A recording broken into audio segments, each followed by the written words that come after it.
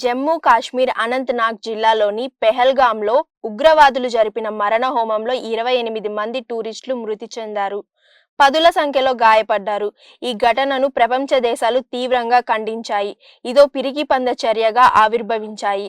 అటు ప్రధాన మోడీ, కేంద్ర హోంమంత్రి అమిత్ షా, రక్షణ మంత్రి రాజ్నాథ్ సింగ్ ఈ ఘటనపై తీవ్రంగా స్పందించారు. త్వరలోనే ప్రపంచం ఆశ్చర్యపోయే విధంగా ఉగ్రమూకలకు బదులు చెప్తామని అన్నారు. అటు సినిమా ఇండస్ట్రీ నుంచి అనేక మంది సెలబ్రిటీలు బాలీవుడ్, టాలీవుడ్ అని తేడా లేకుండా ఉగ్రమూకల చర్యలను తీవ్రంగా ఖండించారు. బాధిత కుటుంబాలకు ప్రగాఢ సానుభూతిని తెలుపుతున్నారు.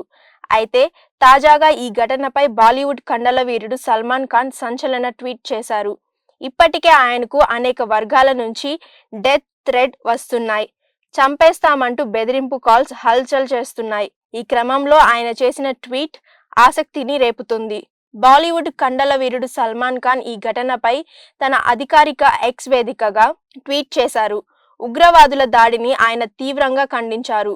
భూతల స్వర్గమైన కాశ్మీర్ నరకంగా మారుతుందని ఆవేదన వ్యక్తం చేశారు. అమాయకులను లక్ష్యంగా చేసుకుంటున్నారంటూ అన్నారు. బాధిత కుటుంబాల కోసం తన హృదయం పశ్చాత్తాపడుతుందని తెలిపారు. ఒక అమాయకుడిని చంపినా అది మొత్తం విశ్వాసాన్నే చంపిన దానితో సమానమని ఎమోషనల్ అయ్యారు. ఈ మేరకు పెహల్గాం ఉగ్రదాడిపై తాను ఖండిస్తున్నానని సల్మాన్ ఖాన్ పేర్కొన్నాడు.